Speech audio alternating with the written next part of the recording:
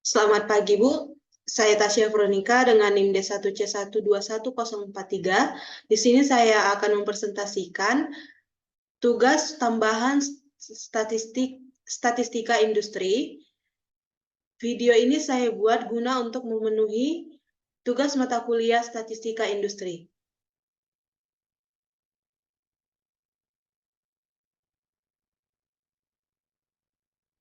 Yang pertama, definisi statistika. Pengertian statistik merupakan istilah penyajian dari data yang akan diolah yang masih berupa karakteristik sampel berupa tabel, diagram, atau grafik. Kemudian karakteristik dari populasi disebut sebagai parameter. Melalui statistik, tidak perlu lagi melakukan perhitungan terhadap keseluruhan populasi. Cukup lakukan estimasi parameter saja. Pengertian statistika. Statistika adalah ilmu yang digunakan untuk mempelajari perencanaan, pengumpulan, analisis, kemudian menginterpresentasikan data. Singkatnya, statistika merupakan ilmu yang digunakan untuk menentukan metode dalam olah data. Contoh perhitungan statistika. Data nilai ulangan siswa-siswi 10 APHP sebagai berikut. Data tersebut telah diurutkan dari nilai terkecil hingga terbesar. Buatlah tabel distribusi frekuensi, mean, median, modus, desil, kuartil, persentil dari data tersebut. Yang pertama, membuat tabel distribusi frekuensi dari data tersebut. Hal yang pertama dilakukan yaitu menentukan jangkauannya. Untuk menentukan jangkauannya, kita dapat mengurangkan X-max dikurang X-min atau nilai terbesar dikurang dengan nilai terkecil. Sehingga jangkauannya diperoleh yaitu 14. Yang kedua, kita menentukan banyak kelas dengan rumus K sama dengan 1 ditambah 3,3 log N. K sama dengan 1 ditambah 3,3 log 20. N-nya diperoleh dari jumlah data ulangan dari siswa kelas 10 APHP sebanyak 20. Sehingga K sama dengan 1 ditambah 3,903 sama dengan 4,903 atau dapat dibulatkan sebanyak 5. Yang ketiga yaitu menentukan panjang kelas. Panjang kelas dengan rumus I sama dengan J per K. J jangkauan yaitu 14, K sama dengan 4,903 sehingga diperoleh 2,855 atau dapat dibulatkan sama dengan 3. Sehingga kita dapat membuat tabel distribusi frekuensi nilai ulangan siswa-siswi kelas 11 APHP. Dimulai dari nilai terkecil yaitu 36. Panjang kelasnya ada 3. Dihitung dari 36, 37, dan 38. Dan selanjutnya dimulai dari 39 sampai dengan 41. Dan dimulai dari 42 sampai dengan 44 hingga seterusnya. Frekuensi diperoleh dari data yang ada 36 sampai 38 sebanyak 8 data. Dan begitu selanjutnya. Selanjutnya yaitu menentukan mean atau rata-rata. Untuk menentukan mean, yang pertama kita harus mengetahui XI atau nilai tengah dari data nilai yang kita peroleh. Seperti 36 sampai 38 nilai tengahnya yaitu 37. 39 sampai 41 nilai tengahnya yaitu 40. Nah, selanjutnya setelah mengetahui nilai tengah, kita mengkalikan nilai frekuensi dengan XI, yaitu 8 dikali 37 yaitu 296, 3 dikali 40 yaitu 120, 1 dikali 43 yaitu 43, dan begitu seterusnya. Sehingga jumlah keseluruhan FI dikali XI yaitu 836. Selanjutnya kita masuk ke rumus dari min, yaitu sigma FI dikali XI per sigma FI.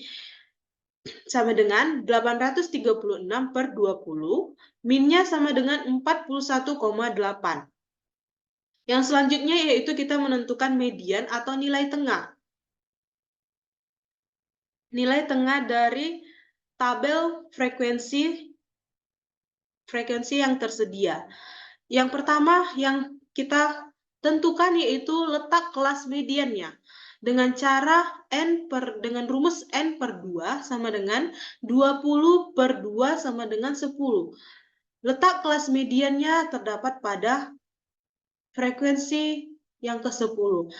Jika frekuensi kumulatif yang ke-10, dapat kita lihat frekuensi kumulatif yang ke-10 terletak pada nilai 39 sampai 41. Kenapa tidak 36 sampai 38?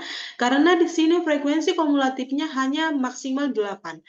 Dan di nilai 39 sampai 41, frekuensi kumulatifnya sampai 11, sehingga kelas median nilai tengahnya terletak pada 39 sampai 41.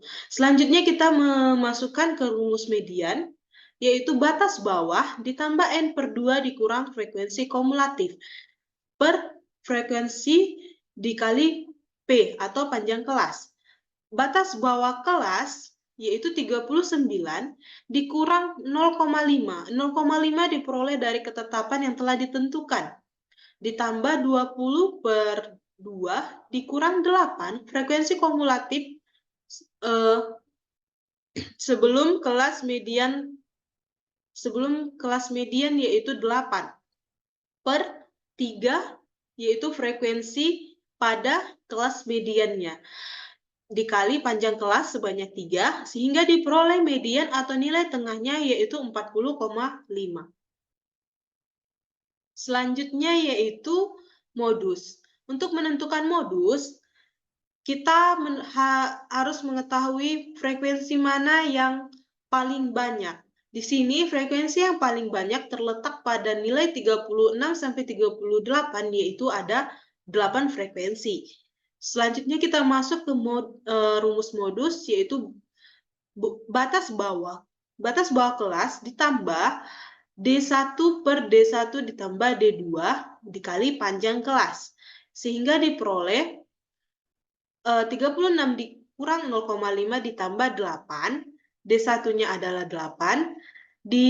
Per D1 ditambah D2.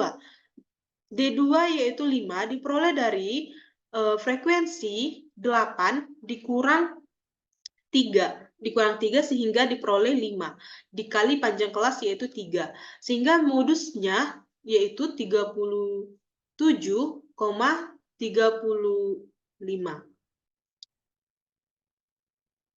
Selanjutnya yaitu kuartil.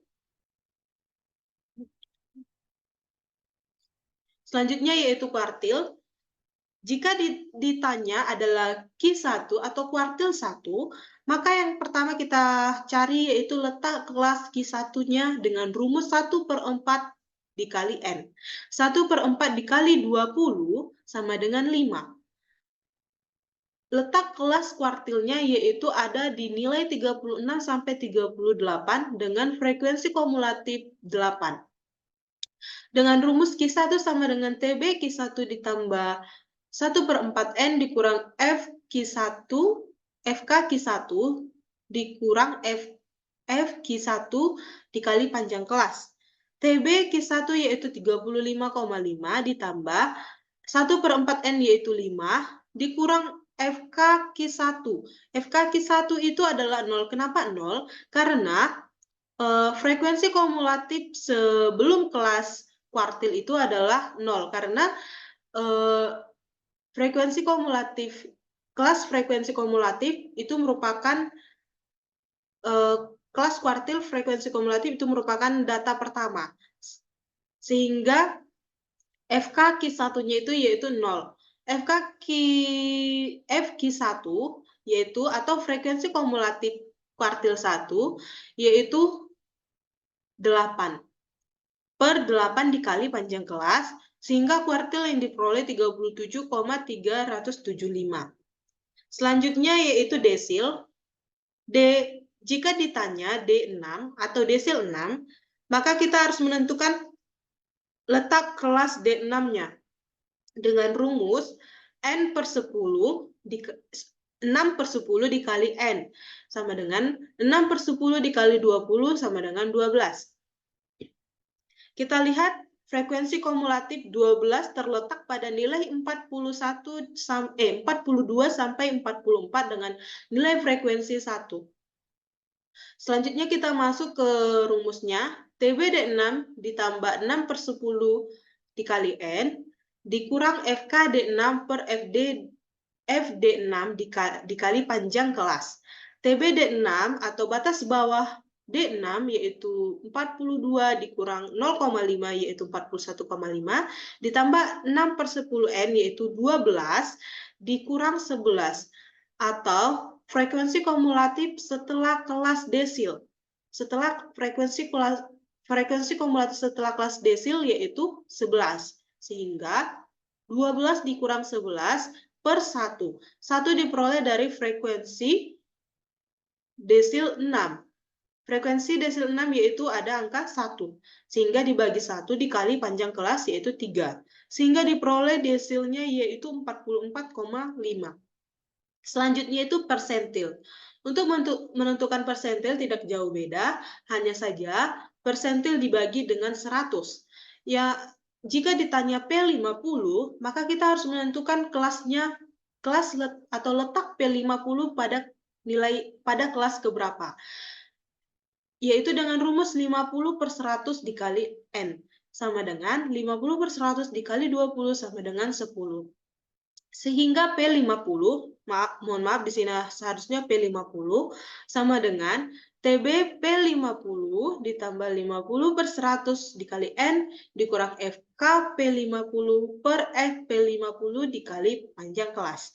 TB P50 yaitu 38,5 ditambah 50 per 100 dikali N 10 dikurang 8 dapat diperoleh dari frekuensi kumulatif sebelum kelas persentil. Kelas persentil frekuensi kumulatifnya yaitu 11. Sebelum kelas persentil ada frekuensi kumulatif 8. Sehingga diperoleh angka 8 per 3 dikali panjang kelas. Sehingga diperoleh persentilnya sebanyak 40,5. Selanjutnya yaitu ukuran penyebaran data. Yang pertama kita menentukan jangkauan atau range. Jangkauan atau range itu rumusnya dengan nilai tengah kelas tertinggi dikurang nilai tengah kelas terendah. Setelah mengetahui nilai tengah kelas tertinggi dan terendah, kita kurangkan sehingga range-nya yaitu 12. Selanjutnya yaitu simpangan rata-rata. Untuk menentukan simpangan rata-rata, yang pertama kita mengetahui titik tengah dari tabel distribusi yang ada. Setelah kita mengetahui nilai tengahnya, kita mengalihkan nilai frekuensi dengan nilai tengah. Seperti 8 dikali 37 yaitu 296. 3 dikali 40, 120. Begitu seterusnya. Selanjutnya yaitu kita menentukan nilai XI dikurang X bar.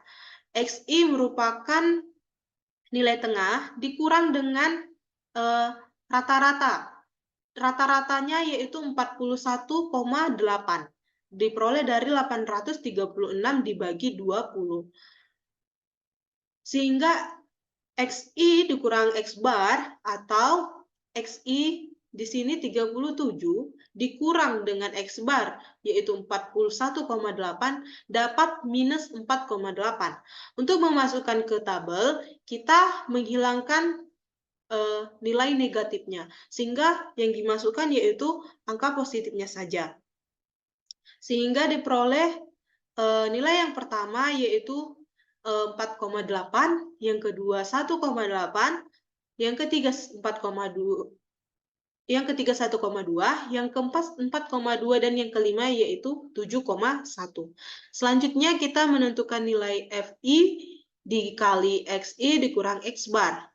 Nilai FI-nya itu yaitu 8. Nilai XI dikurang X bar yaitu 4,8, sehingga dikalikan 8 dikali 4,8 yaitu 38,4. 3 dikali 1,8 yaitu 5,4. 1 dikali 1,2 yaitu 1,2. 5 dikali 4,2 yaitu 21. 3 dikali 7,1 yaitu 21,3. Dan dijumlahkan yaitu sebanyak 87,3. Selanjutnya kita masuk ke rumus simpangan rata-rata, yaitu dengan sigma FI dikali XI dikurang X bar per sigma FI. Sehingga diperoleh simpangan rata-ratanya sigma FI yaitu 87,3 per sigma FI yaitu ada 20. Sehingga nilai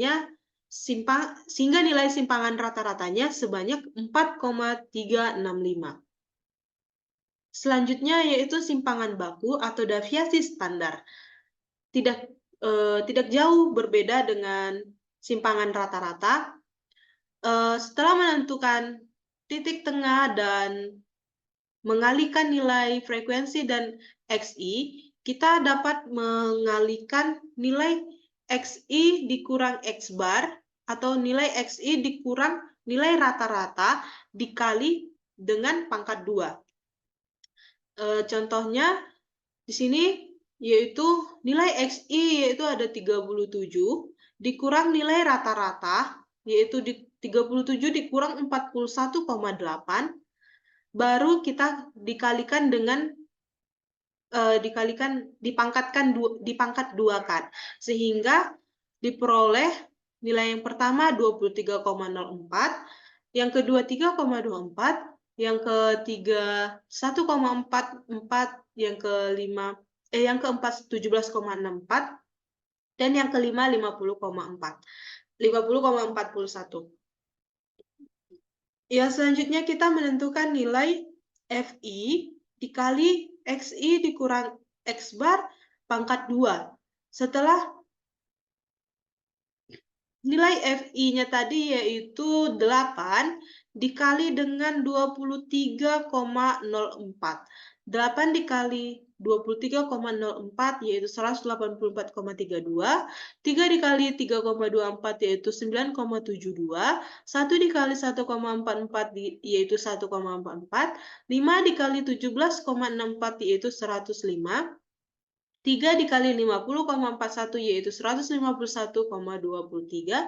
Dengan dijumlahkan diperoleh nilai sebanyak 451,71.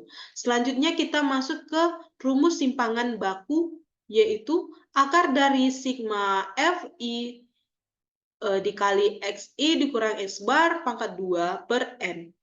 Akar dari sigma FI dikali XI dikurang X bar pangkat 2 yaitu 451. Ini nilainya dari sini 451,71 dibagi N, dibagi 20. Sehingga akar dari 22,595 akar dari 22,5955 yaitu 4,754. Sehingga simpangan baku dari tabel distribusi nilai ulangan kelas 10 APHP, simpangan bakunya diperoleh sebanyak 4,754.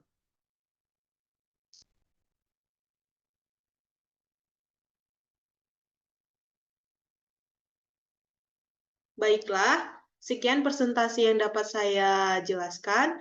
Mohon maaf apabila ada penyampaian yang salah dalam penyampaian saya. Saya akhiri, selamat pagi, terima kasih.